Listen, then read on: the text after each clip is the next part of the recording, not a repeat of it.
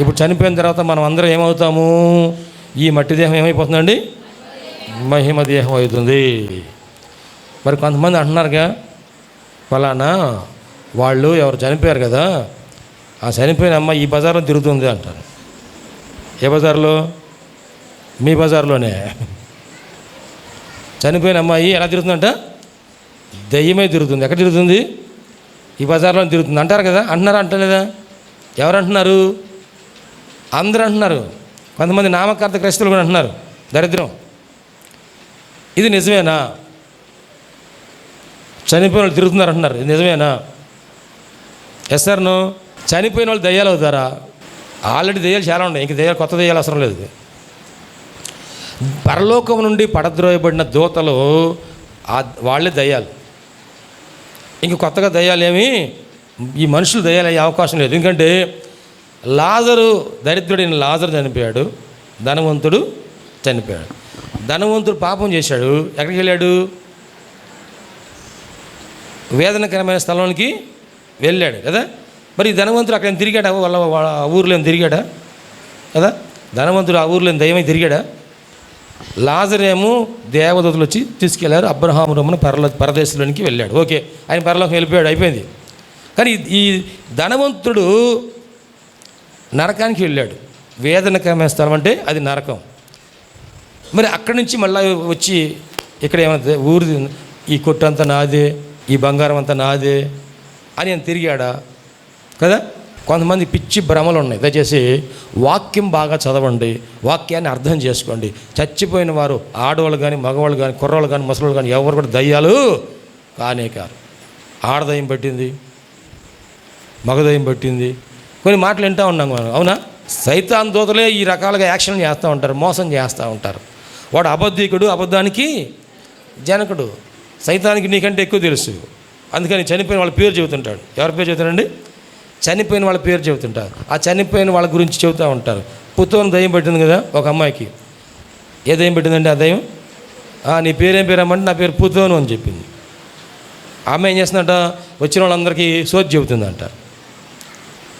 జీవితంలో ఒకసారి నా సోది చెప్పించుకున్న వాళ్ళు స్తోత్రం చెప్తారా? ప్రభువుని ఎరగక మునుపు, ఇప్పుడు ఎరిగిన తర్వాత కాదు, నేను ప్రభువుని ఎరగక మునుపు సోది చెప్పించుకున్నానంటే అన్న వాళ్ళు స్తోత్రం చెబుతారా? అబ్బా, అందరూ పరలోకం దిగి వచ్చిన ఊడిపడినట్టు చెబుతున్నారు కదా. మీరు యథార్థంగా మాట్లాడకపోతే దేవుడు మిమ్మల్ని క్షమించడం. యథార్థంగా మనం చెప్పుకోవాలి ఏదైనా సరే కదా. సోది చెప్పించుకున్నప్పుడు ఏమని చెప్తారు వాళ్ళు? సోది చెప్పాలంటే ముందు అసలు ఏమి ఇవ్వాలి? సోది చెప్పాలంటే ఏమి ఇవ్వాలి?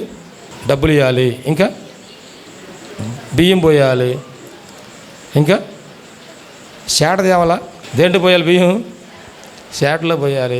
తర్వాత అర్థం కాలేదు, బాగా వివరం చెప్పండి, మైకి చెప్పండి అమ్మా. ఇంకేమి ఇవ్వాలి? ఆమెకి మీ చెయ్యి ఇవ్వాలి.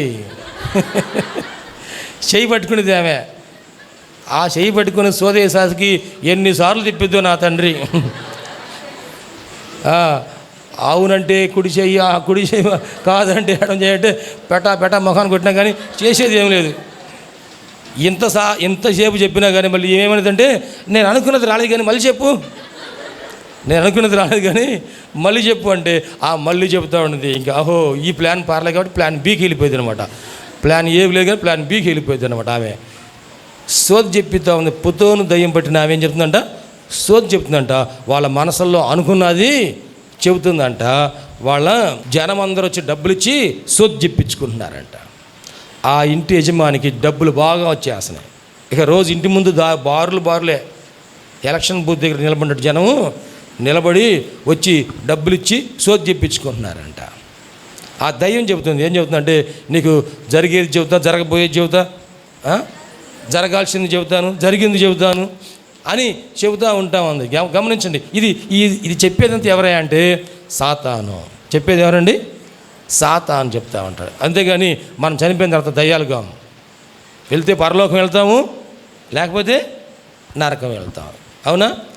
పరలోకం వెళ్తాము, నరకం వెళ్తాం. ఇస్కరియోతు యూదా పరలోకం వెళ్ళాడా, నరకం వెళ్ళాడా? ఏమండి? ఇస్కరియోతు యూదా పరలోకం వెళ్ళాడా, నరకం వెళ్ళాడా? నరకానికే వెళ్ళాడు. ఏం పేరు ఆయన పేరు? నమ్మక ద్రోహి అయిన ఇస్కరియోతు యూదా. పౌలుగా చనిపోయాడు, పరలోకం వెళ్ళాడా వెళ్ళలేదా? మోషే చనిపోయాడు, పరలోకం వెళ్ళాడా వెళ్ళలేదా? సాక్ష్యం ఉందా లేదా? ఏలియా చనిపోయాడు, పరలోకం వెళ్ళాడా లేదా? వాడు వెళ్ళారని సాక్ష్యం ఉంది. రూపాంతర కొండ మీద యేసు ప్రభు వారు రూపాంతరం చెందినప్పుడు అక్కడికి ఎవరు వచ్చారంట? దైవజనుడైన మోషే, దైవజనుడైన ఏలియా, ఇద్దరు వచ్చారు. ఆ మోషే ఎలాగుంటాడో ఏలియా ఎలాగుంటాడో పేతురు గారు గుర్తుపెట్టారు. అవునా కదా? ఎసాను పేతురు గారు గుర్తుపెట్టాడు. పేతురు, యాకోబు, యోహాను ఈ ముగ్గురు కూడాను వారిని చూసి పేతురు గారు, ప్రభువా ఇగో నీకు ఒక పర్ణశాల కడతానయ్యా, అలాగనే మోషేకి ఒక పర్ణశాల కడతాను, ఏలియాకి ఒక పర్ణశాల కడతాను అంటే గుర్తుపెట్టాడు పేర్లు చెప్తున్నాడు కదా. అవునా? వారు చనిపోయారు, దేవుని దగ్గరికి చేర్చబడ్డారు. అలాగనే విశ్వాసం ఉంచిన మనం అందరం కూడా మనం చనిపోయిన తర్వాత ప్రభువు దగ్గరికి మనం చేర్చబడదుము గాక. ఇక్కడ కళ్ళు మూయి కానీ ఎక్కడ కళ్ళు తెరాలి? మనం పరలోకంలో ప్రభు దగ్గర మనం కళ్ళు తెరాలి. అందుకోసం ఈ ప్రయాసం అంతా కూడా దేవునికి స్తోత్రం అండి. ఈ భూలోకంలో మనం కట్టుకున్న ఇళ్ళు మనతో పాటు రావు, అద్దెలు కూడా రాదు, సొంత ఇల్లు కూడా రాదు, మనం మెట మీద వేసుకున్న బంగారం కూడా రాదు కదా, మనం జేబులో పెట్టిన డబ్బులు కూడా రావు, మనం ధరించిన వస్త్రాలు కూడాను రావు, మనం కట్టుకున్న భార్య కానీ భర్త కానీ మనతో పాటు వస్తారా? కన్న బిడ్డలు మనతో పాటు వస్తారా? తోబుట్టులు వస్తారా? ఎవరు రారు. మనం ఒంటరిగానే మన టైంలో వెళ్ళిపోవాలి. దేవునికి స్తోత్రం అండి. మన ఒంటరిగానే మన వంతులో మనము వెళ్ళిపోవాలి. ఎందుకంటే వాళ్ళందరితో పాటు కలిసి మనం రాలా భూలోకంలోనికి. మన వంతులో మనం వచ్చాము, మన వంతులోనే మనము వెళ్ళిపోవాలి. గమనించారా? వయసు పెరుగుతున్న కొద్దిగా శరీరంలో మార్పులు వచ్చేస్తూ ఉన్నాయి కదా. నల్లగా ఉన్న జుట్టు ఏమైంది? తెల్లగా మారిపోతుంది కదా. 2 కళ్ళు ఏమైనాయి? 4 కళ్ళు అయినాయి. అలాగని 2 కాళ్ళు ఏమైనాయి? అబ్బా ఎంత బాగా అనుభవం మీకు. 2 కాళ్ళు ఏమైనాయి అంట? 3 కాళ్ళు అయినాయి కదా. 2 కళ్ళు 4 కళ్ళు అయినాయి, 2 కాళ్ళు 3 కాళ్ళు అయినాయి.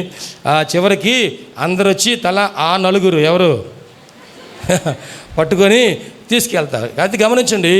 ఈ శరీరము మనము మన వంతులో మనం వచ్చాము, మన వంతులో మనము వెళ్ళిపోతాం. అయితే మనం చేసిన క్రియలన్నీ కూడా మనతో పాటు వస్తాయి. దేవునికి స్తోత్రం అండి. ప్రథమ ఫలముగా క్రీస్తు లేపబడెను. ఇది ప్రథమ ఫలముల పండుగ. ఆయన పునరుద్ధానము గురించి తెలియజేస్తూ ఉంది. రేపు 4వ పండుగ పెంతెకొస్తు అనుభవం అనేది దేనిని సూచిస్తుంది అంటే పరిశుద్ధాత్మ రాకన గురించి తెలియజేస్తుంది. దేవునికి మహిమ కలుగును గాక. మొదటి 3 పండుగలు ఎవరి గురించి తెలియజేస్తున్నాయండి? యేసుక్రీస్తు వారి గురించి తెలియజేస్తుంది. 4వ పండుగ పెంతెకొస్తు పండుగ పరిశుద్ధాత్మ దేవుని రాకడ గురించి తెలియజేస్తూ ఉంది. మొదట ప్రభు వచ్చారు, పరలోకానికి వెళ్ళారు. ఇప్పుడు పరిశుద్ధాత్మ దేవుడు ఆయన సంఘములోనికి వచ్చారు, భూమి మీద సంఘములోనికి వచ్చారు. ప్రియ దేవుని బిడ్డలారా, ఆ పరిశుద్ధాత్మ మనము నింపబడాలంటే, ఆత్మతో నింపబడాలంటే, ఆత్మతో నడిపించబడాలంటే మనము ఈ 3 అనుభవాల గుండా వెళ్ళాలి. ఏ 3 అనుభవాలు? పస్కా పండుగ అనుభవంలో నుండి, పులియని రొట్టెల అనుభవంలో నుండి, ప్రథమ ఫలముల అనుభవంలో నుండి మనము వెళ్ళాలి. అపోస్తల కార్యములు 2వ అధ్యాయం 38వ వచనం చదివితే, పేతురు మీరు మారు మనసు పొంది, పేతురు గారు ఏమంటున్నారంటే, అయ్యలారా మీరు మారు మనసు పొంది పాప క్షమాపణ నిమిత్తము ప్రతివారు యేసుక్రీస్తు నామములో బాప్తిస్మం పొందండి. అప్పుడు మీరు పరిశుద్ధాత్మ అను వరమును పొందుదురు. దేవునికి స్తోత్రం అండి. హల్లెలూయా. ముందు మనం ఏం చేయాలంటే మారు మనసు పొందాలి. ఇక్కడ మారు మనసు పొందాలంటే అర్థం ఏంటంటే ఉన్న మనసు మారాలి. మారు మనసు అంటే అర్థం ఏంటండి? మనకున్న ఒకటే మనసు, ఈ మనసు పోయి కొత్త మనసు రావడం కాదు, ఉన్న మనసే మారిద్ది. ఎలా మారిద్ది అంటే నల్లగా ఉన్న మనసు ఎలా మారిపోయింది? ఎంత బాగా అనుభవం చెప్పారండి. నల్లగా ఉన్న మనసు ఎట్లా మారిపోయింది? మీ పాపములు రక్తం వలె ఎర్రగా ఉన్నను. నల్లగా కాదు, ఎర్రగా ఉన్నా కానీ ఆయన రక్తం కుమ్మరిస్తే కడిగితేనంట ఇవి ఎలా మార్చబడతాయి?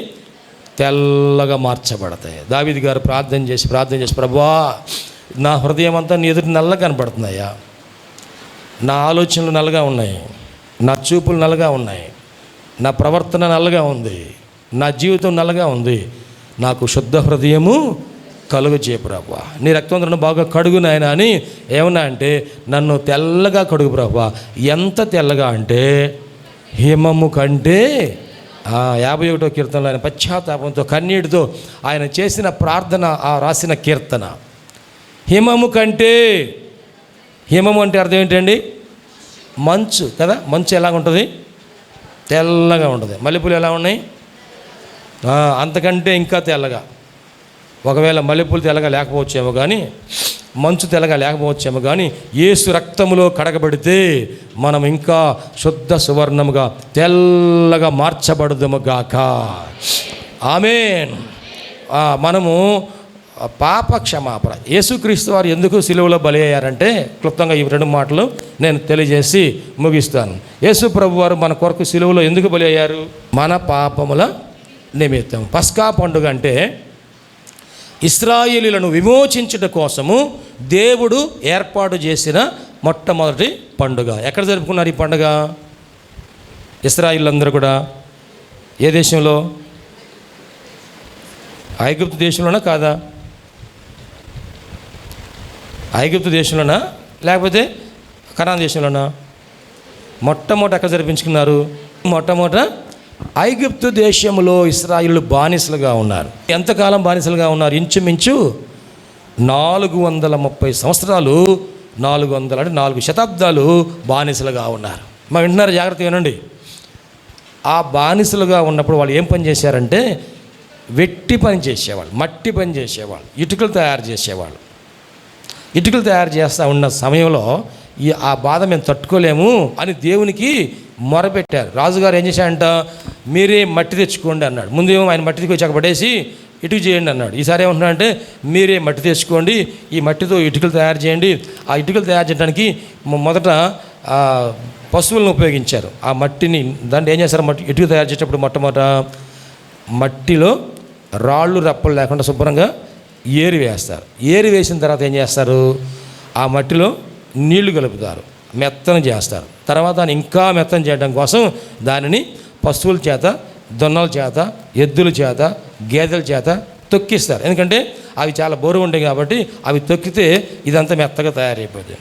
ఆ మెత్తగా తయారైన దాన్ని ఏం చేస్తారు, ఇటుకల్లాగా వాళ్ళు పోస్తారు. ఆ ఆరిన తర్వాత వాటిని తీసి కాల్చుతారు. కాల్చిన తర్వాత ఆ ఇటుకలు తీసి ఇల్లు కడతారు కదా. అక్కడ రాజుగారు 2 పట్టణాలు కట్టాలని సిద్ధపరుస్తున్నాడు. 2 ఇల్లు కాదంట, ఏంటంటే 2 పట్టణాలు కట్టడానికి ఆయన ఏర్పాటు చేశాడు. మరి ఇటుకలు కావాలి, వీరందరూ పని చేయాలి. ఆ పని చేసినప్పుడు ఇప్పుడు అంటున్నట్టు ఆయన, వీళ్ళు కావలసిన గడ్డి మీరే తెచ్చుకోండి. ఆ గడ్డితో కాల్చాలి కాబట్టి ఆ గడ్డి కూడా మీరే తెచ్చుకోండి. ఆ కాల్చిన ఇటుకలు నాకు లెక్క చెప్పి మీరు అప్పచెప్పాలి అని వారి మీద కఠినమైనటువంటి పని మోపినప్పుడు వారు చేయలేక దేవునికి మొరపెట్టారు. ప్రభువా, వారు దుఃఖపడ్డారంట, కన్నీరు గార్చారంట, నిట్టూర్పులు విడిచారంట. దేవుడు ఆ ప్రార్థన ఆలకించి ఆయన అంటున్నాడు, నేను వారి కన్నీరు చూశాను. దేవునికి మహిమ కలుగును గాక.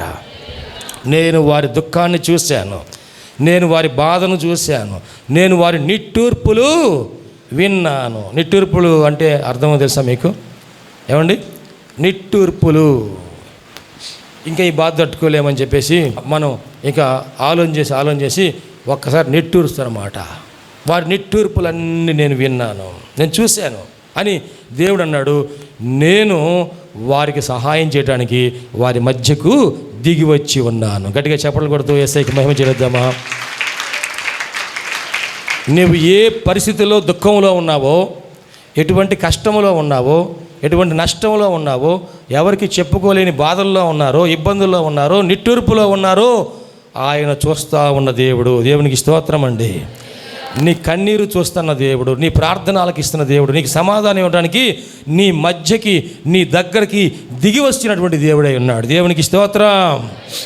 అందుకనే ఉపవాస ప్రార్థనలకు అందరూ రండి రండి రండి రండి రండి రండి అని పిలుస్తా ఉన్నాం. మన అందరు కలిసి ఇక్కడ ప్రార్థన చేస్తున్నప్పుడు మన కన్నీరు ఆయన చూసే దేవుడై ఉన్నాడు. మన ప్రార్థన ఆయన ఆలకించే దేవుడై ఉన్నాడు. మన దగ్గరికి ఆయన దిగి వచ్చే దేవుడై ఉన్నాడు. వారి దగ్గరికి వచ్చి నేను మిమ్మల్ని విడిపిస్తానని వాగ్దానం చేశాడు. ప్రేమైన దేవుని బిడ్డలారా, ఆ ఐగుప్తు బాధ అంతా కూడా మన జీవితంలో మనం పొందిన శ్రమలకు, మనం పొందిన శోధనలకి, మనం పొందిన ఇబ్బందులకి, కష్టాలకి, అవమానాలకి అన్నిటికీ సూచనగా కనబడుతూ ఉంది. ఈ రోజున ఒక శుభవర్తమానం ఏదంటే, నీవు ఏ బంధకాల్లో ఉన్నావో, ఏ కష్టంలో ఉన్నావో, కన్నీరులో ఉన్నావో, దుఃఖంలో ఉన్నావో, ఇబ్బందిలో ఉన్నావో, వాటన్నిటిలో నుండి నిన్ను విడిపించడానికి యేసయ్యే మొట్టమొదట నీ దగ్గరకు వచ్చారు. దేవునికి స్తోత్రం. ఆయన మన దగ్గరకు వచ్చారు కనుకనే మనము ఉన్న స్థలంలో నుంచి లేచి ఈ స్థలంలోనికి, మందిరంలోనికి, షకీనా ప్రార్థనా మందిరంలోనికి రాగలిగి ఉన్నామండి. దేవునికి మహిమ కలుగును గాక. ఆయన అందరినీ విడిపించటానికి. చూడండి, ఐగుప్తు దేశంలో వారు ఆ ఇబ్బందులు ఉన్నప్పుడు దేవుడు వారిని విడిపించడం కోసం అంట మోషేని పంపించాడు. మోషే అక్కడికి వెళ్ళినప్పుడు మోషే ద్వారా దేవుడు అద్భుతమైన 10 తెగుళ్ళు ఆ దేశంలో, ఆ ఐగుప్తు దేశంలో, ఆ రాజ్యంలో కలుగు చేశాడు.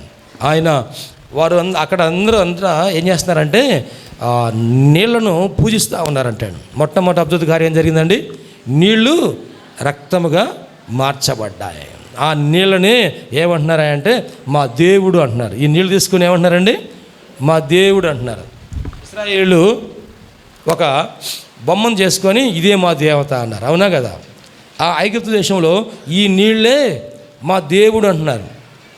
ఈ కాలువలో ఉన్న నీళ్ళే మా దేవుడు, ఈ చెరువులో ఉన్న నీళ్ళే మా దేవుడు, ఈ సముద్రంలో నీళ్ళే మా దేవుడు, ఈ చేతిలో ఉన్న నీళ్ళే మా దేవుడు అంటున్నారు. ఈ రోజున మన దేశంలో కూడా నీళ్లను పూజిస్తున్నారు లేదా?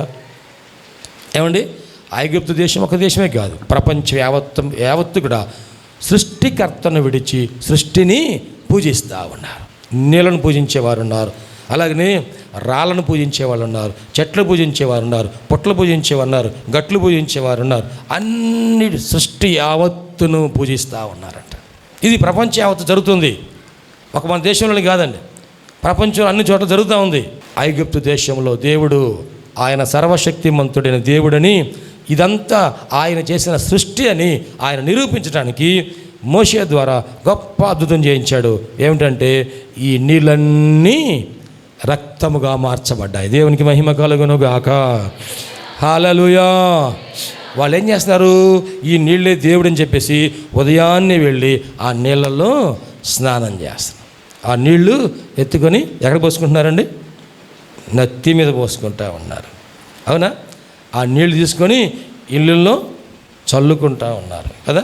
ఆ నీళ్ళలో కొంచెం ఏం కలుపుతున్నారు? పసుపు కలుపుతున్నారు. ఆ నీళ్ళలో ఇంకోటి కలుపుతున్నారు. ఆ నీళ్ళకి వచ్చి దానిలో ఇంకా కొంతమంది తమలపాకులు ముంచి చల్లుతూ ఉన్నారు కదా. ఇవన్నీ మనం చూస్తాను, చిన్నప్పటి నుంచి నేను చూశాను కాబట్టి చెబుతున్నా. నేను కూడా హిందూ కుటుంబంలో జన్మించాను, విగ్రహారాధన కుటుంబంలో జన్మించాను, ఇవన్నీ చేశాను, అందుకే నాకు బాగా గుర్తుంది. ఒకవేళ లేటెస్ట్గా మీరు పుట్టిన వాళ్ళు ఎవరైనా ఉంటే తెలియకపోతే తెలుసుకోండి. ఇదే దేవుడు అనుకుంటున్నారు, కానీ సర్వశక్తిమంతుడైన దేవుడు అంటున్నాడు వీటన్నిటినీ నేనే చేశాను. దేవునికి మహిమ కలుగును గాక. ఇశ్రాయేలుకి దాహమైనప్పుడు నీళ్లు ఎక్కడి నుంచి వచ్చినాయండి? బండలో నుంచి రప్పించాడు. దేవునికి మహిమ కలుగును గాక. బండ గొప్పదా, నీళ్లు గొప్పయా? వాటిని సృష్టించిన దేవుడు గొప్పవాడా?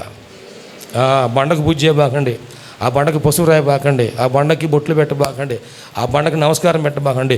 ఆ బండను సృష్టించిన దేవుడు ఉన్నాడు. దేవునికి మహిమ కలుగును గాక. ఆ బండలోంచి నీళ్ళని తీసుకొని నెత్తిని పోసుకోబాకండి, ఆ బండలో నుంచి వచ్చిన నీళ్లను సృష్టించిన దేవుడు ఉన్నాడు. ఆయన ఈ సృష్టి యావత్తును నేనే చేశాను అని నిరూపించడానికి 10 భయంకరమైన తెగులు రప్పించాడు. చివరికి వారందరూ కూడా పస్కా పండుగను ఆచరించండి దేవుడు మోషే ద్వారా సెలవిచ్చాడు. ఆ నెల మొదటి నెల 10వ తారీఖున ఒక నిర్దోషమైన గొర్రెపిల్లను ప్రతి కుటుంబం ఎంతమందికి అయితే ఆ గొర్రెపిల్ల మాంసం సరిపోతుందో అంతమంది ఆ గొర్రెపిల్లను తీసుకోండి అని చెప్పాడు. 10వ తారీఖున 14వ తారీఖు వరకు దాన్ని జాగ్రత్తగా పరిశీలించండి. అది ఎటువంటిది అంటే పరిశుద్ధమైనదిగా ఉండాలి, నిర్దోషమైనదిగా ఉండాలి. దానిలో జబ్బు అనేది ఉండకూడదు. ఆ గొర్రెపిల్లలో జబ్బు అనేది ఉండకూడదు. అంగవైకల్యం అనేది, కుంటిది కానీ గుడ్డిది కానీ ఇంకేదన్నా చర్మ వ్యాధి కలిగింది కానీ ఎటువంటిది అది లేకుండా అది యోగ్యమైనదిగా ఉండాలి, బలి అర్పణకి యోగ్యమైనదిగా ఉండాలి. 14వ తారీఖున సాయంకాలమున ఆ గొర్రెపిల్లను మీరు వధించండి. వధించినప్పుడు ఆ రక్తం ఏం చేయాలంటే ఒక పళ్ళెంలో పట్టండి. వధించిన రక్తాన్ని పళ్ళెంలో పట్టండి. దేవునికి మహిమ కలుగును గాక. ఈ రక్తాన్ని ఏం చేయాలంటే మీ ద్వారబంధం నిలువు కమ్ములకి అడ్డు కమ్మికి, దేవునికి స్తోత్రం అండి, ఈ రక్తాన్ని పూయండి అన్నాడు. ఎందుకంటే ఈ అర్ధరాత్రి ఏం జరగబోతుందంటే మరణదూత రాబోతా ఉంది. ఏ ఇంటి ద్వారబంధం మీద ఈ రక్తం గుర్తుంటుందో ఆ ఇంటిలోనికి మరణదూత అడుగు పెట్టలేడు. దేవునికి మహిమ కలుగును గాక. హల్లెలూయా. నిర్గమకాండం 12వ అధ్యాయంలో చాలా వివరంగా ఇవన్నీ రాయబడి ఉన్నాయి. నేను క్లుప్తంగా మీకు చెబుతున్నాను. ఇప్పుడు ఏ ఇంటిలోనికి అయితే మరణదూత అడుగు పెడతాడు అంటే ఈ గొర్రెపిల్ల రక్తము ఎవరైతే గుర్తుగా రాసుకోకుండా ఉంటారో వాళ్ళ ఇంట్లో ఆ మరణదూత అడుగు పెడతాడు. ఇశ్రాయేలీయులేమో గొర్రెలను మేపే ఆ కాపరిగా వారికి ఆ వృత్తి ఉంది. గొర్రెలను మేపేవారు ఇశ్రాయేలీయులు. ఐగుప్తీయులు గొర్రెలు మేపేవారు కారు. గొర్రెలు మేపతే ఏం మేపుతారు? బర్రెలు మేపుతారు. దేవునికి స్తోత్రం. గొర్రెలు మేపేవాళ్ళు కాదు. గొర్రెల రక్తం అంటే వాళ్ళకి అసహ్యం. గొర్రెలు మేపేవాళ్ళు అంటే అసహ్యం. ఇప్పుడు వీళ్ళందరూ ఏం చేస్తున్నారు?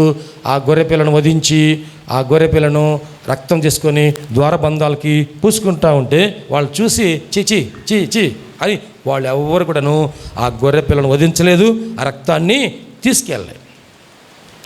అందరూ పడుకున్నారు. రాత్రి టైం గడిచిపోతుంది. 10 అయిపోయింది, 11 అయింది. అర్ధరాత్రి జరిగినది ఏమనగా మా నిర్గమకాండం 12వ అధ్యాయం చదవండి. అర్ధరాత్రి వేళ జరిగింది ఏమనగా సింహాసనం మీద కూర్చున్న ఫరో మొదలుకొని చెరసాల్లో ఉన్న ఖైదీ యొక్క తొలి పిల్ల వరకు ఐగుప్తు దేశమందలి తొలి పిల్లలందరినీ పశువుల తొలి పిల్లలన్నిటినీ యెహోవా హతము చేసెను. ఆ రాత్రి ఫరోయు అతని సేవకులందరూ ఐగుప్తీయులందరూ లేచినప్పుడు శవము లేని ఇల్లు ఒకటైనను లేకపోయినందున ఐగుప్తులో మహాఘోష పుట్టెను అని అక్కడ లేఖన భాగంలో తెలియజేయబడుతుంది. అర్ధరాత్రి జరిగినది ఏమనగా అర్ధరాత్రి ఏం జరిగిందంటండి? అక్కడ జరిగినటువంటి సందర్భము ఏమిటంటే రాజుగారి మొదలుకొని అందరు ఊర్లో దేశంలో ఉన్న అందరి ఇళ్లలో జ్యేష్ఠ సంతానము తొలిచూలు సంతానము హతమైపోయారు. అప్పటికప్పుడే ఇశ్రాయేలీయులందరిని ఏమన్నారంటే మీరు మీ దేశానికి ఇంక మీరు వెళ్ళిపోండి, మా మధ్యలో మీరు ఉండవద్దు, ఇదిగో మా దగ్గర ఉన్న బంగారము వెండి కూడా మీకు ఇచ్చేస్తున్నాం. వీళ్ళు ఏమంటున్నారు? మేము మా పిండి పులి పెట్టుకున్నాము, అది పులిసిన దాకా ఉంటామంటే నో అర్జెంటుగా వెళ్ళిపోండి. అర్థమైందా? పులిసిన పిండి అంటే మీకు అర్థమైందా? మనం అట్లు పోసుకోవాలి. రేపు ఆదివారం అట్లు పోసుకుందాం అనుకున్నాం. ఏమట్లు? మినపట్టు, ఉల్లిపాయ అట్టు, ఉప్మా అట్టు. ఈ అట్టు పోసుకోవాలంటే ముందు ఏం చేస్తాం? పిండి రుబ్బుతారు కదా. రుబ్బింది ఏం చేస్తారు? పెట్టగానే తెల్లవారికలు ఏమవుతుంది? పొంగదా? అది ఎంత పొంగితే మీకు తెలుసు కాబట్టి పెద్ద అంటని పెడతారు, లేకపోతే కిందకి ఇది కారిపోయింది కదా. అది పులిసినప్పుడు ఏమొచ్చింది? పులుపు వాసన వచ్చేది కదా. పులిస్తేనే టేస్ట్ వచ్చింది, పులకపోతే టేస్ట్ రాదు కదా. అందుకోసం మనం ఏం చేస్తామంటే పులిసిన పిండి వాడతాం. మాది ఇంకా పొలవలేదమ్మా, మేము పిండి రెడీ చేసుకున్నాం, ఇంకా పొలవలేదు, పులిసిన కాదు, మీరు తొందరగా వెళ్ళిపోండి అని చెప్పేసి వాళ్ళని పంపించేసేసారు. ప్రేమైన దేవుడా, వారందరూ కూడాను ఐగుప్తు దేశంలో నుండి బయలుదేరి వచ్చినటువంటి ఆ శుభదినము, ఐగుప్తు నుంచి విడుదల పొందినటువంటి ఆ శుభదినము పస్కా పండుగ జరిగిన రోజు. దేవునికి మహిమ కలుగును గాక. అది మా కోసము విమోచకుడు మోషేని దేవుడు పంపించాడు. ఎలాగ పంపించాడంటే విమోచనకర్తగా పంపించాడు. యేసయ్య నీ కోసం నా కోసము విమోచకుడుగా ఆయన సిలువలో బలి అయ్యారు. ఆ రక్తం ఎలా ఉందంటండి? నిలువు కమ్ములకి అడ్డు కమ్ములకి ఎట్లాగొచ్చింది? సిలువ ఆకారంలో నిలువు కమ్ములకి అడ్డు కమ్ముకి ఆ రక్తం పూయమని చెప్పారు. ఇప్పుడు ఆ సిలువలో చిందించిన యేసయ్య రక్తమే మన హృదయ ద్వారబంధముల మీద పూయబడింది. దేవునికి స్తోత్రం. మన ఆత్మల మీద పోయబడింది. దేవునికి స్తోత్రం. మన పాపముల మీద పోయబడింది, దేవునికి స్తోత్రం. ఆ రక్తమే మన పాపములన్నింటినీ కడిగి వేసింది, దేవునికి స్తోత్రం. హల్లెలూయా. అందరు కూడాను ఆ పస్కా గొర్రెపిల్ల రక్తము ద్వారా విమోచించబడిన వారై ఏ కుటుంబంలో కూడా మరణం అనేది ప్రవేశించాల, దేవునికి స్తోత్రం అండి. మన జీవితాల్లో, మన కుటుంబాల్లో దేవుడు జీవాన్ని దయచేయనుగాక, మన బిడ్డలకు జీవం దయచేయనుగాక, మన బిడ్డలు ప్రభు కొరకు జీవించదురుగాక. జ్యేష్ఠ సంతానం అంతా కూడాను ఐగుప్తీయుల సంతానం హతమయ్యిపోయారు, కానీ ఇశ్రాయేలు సంతానం ఎవరు కూడాను హతము కాల. ఎందుకంటే వారికి ఆ రక్తం కాపుదల ఉంది, దేవునికి స్తోత్రం అండి. మన బిడ్డలకు ఆ రక్తం కాపుదల ఉండునుగాక, మన కుటుంబాల్లో రక్తం కాపుదల ఉండునుగాక. ఆ ద్వారబంధాల మీద కాపుదల ఉన్నట్లుగా, ముద్ర ఉన్నట్టుగా దేవుడు మన హృదయాలకి, మన కుటుంబాలకి, మన గృహాలకి ముద్ర వేయునుగాక. ఇంకా ఎవరిళ్ళలో దయ్యాలు రావు, దేవునికి స్తోత్రం అండి. ఇంకా ఎవరి ఇళ్ళలో దొంగలు కూడా, మీరు ఏ టైం దాకా ఎక్కడున్నా సరే దొంగలు కూడా, దేవునికి స్తోత్రం. హల్లెలూయా. మనకు అటువంటి కాపుదల, సంరక్షణ ప్రభు కృప అనుగ్రహించే దేవుడై ఉన్నాడు.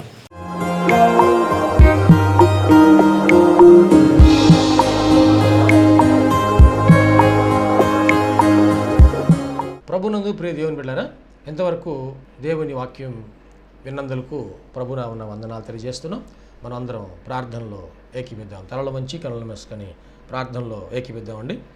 ప్రార్థించుకుందాం. మహోన్నతుడైన దేవ, పరిశుద్ధుడైన మా ప్రభువా, నీ పరిశుద్ధమైన పాదములకు వందనాలు. ఇదిగో నాయనా, ఈ వాక్యము ద్వారా మాతో మీరు మాట్లాడినందుకు వందనాలు ప్రభా. అవును, నువ్వు సజీవుడైన దేవుడు అయ్యా, మాట్లాడే దేవుడవు ప్రభా. ఈ వాక్యం మా హృదయంలో పదిలిపరుచుకుంటూ సహాయం చేయండి. సంపూర్ణమైన మారు మనసు మాకు దయచేయండి. పాప క్షమాపణ అనుభవం మాకు దయచేయండి. రక్షణ ఆనందం మాకు దయచేయండి ప్రభువా. ఈ అనారోగ్యములు, బలహీనతలు, సమస్యలు, శోధనలు, సైతాను ఆటంకాలు అన్నీ కూడా యేసుక్రీస్తు నామములో తొలగించండి నాయన. పరిశుద్ధాత్మ దేవ, మీ కార్యం జరిగించండి అయ్యా. మీరు మాకు తోడుగా ఉండి దీవించండి. మమ్మల్ని, మా కుటుంబం జ్ఞాపకం చేసుకోండి. మా బిడ్డలు మీరు ఆశీర్వదించండి ప్రభువా. మా కుటుంబంలో రక్షణ ఆనందం సంపూర్ణంగా దయచేయండి. ఎటువంటి అవసరాలని మీకు తెలిసినైనా ప్రతి అవసరతలో కూడా మాకు సహాయం దయచేయండి. అన్ని విషయాలు కూడా మీరు దీవించండి. ఈ టీవీ ప్రోగ్రాం చూసిన ప్రతి ఒక్కరిని పేరు వరుసన మీరు దీవించి రక్షించి మీరు అక్కడ కొరకు సిద్ధపరచండి. మంచి భవిష్యత్తును వారికి దయచేసి మీ కృపలో మీరు వర్ధలు చేయమని నీకే సమర్పణ చేసుకుంటూ యేసయ్య పరిశుద్ధ నామములో స్తుతించి ప్రార్థించి వేడుకుంటున్నాము తండ్రి. ఆమెన్. తండ్రి, కుమార, పరిశుద్ధాత్మ త్రియేక దేవుని దీవెన తోడుగా నడిపించను గాక. Amen, amen, amen. మీ అందరికీ ప్రభునామన వందనాలు. దేవుడు మిమ్మల్ని దీవించను గాక. ఆమెన్.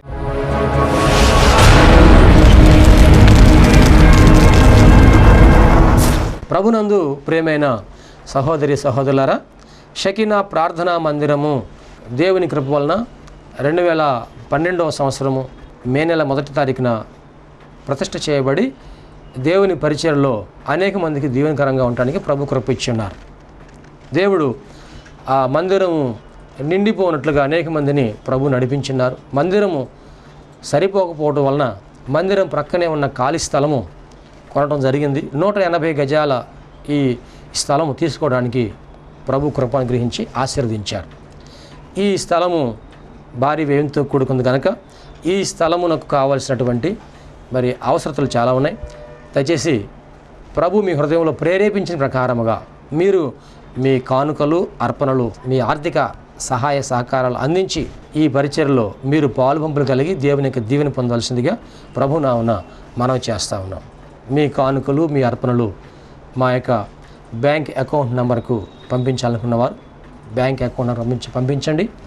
వ్యక్తిగతంగా మమ్మల్ని కలిసి మీరు ఇవ్వాలనుకున్నవారు వ్యక్తిగతంగా కలిసి మీరు ఇచ్చి దీవెనలు పొందాలని ప్రభు నామమున మనవి చేస్తూ ఉన్నాం.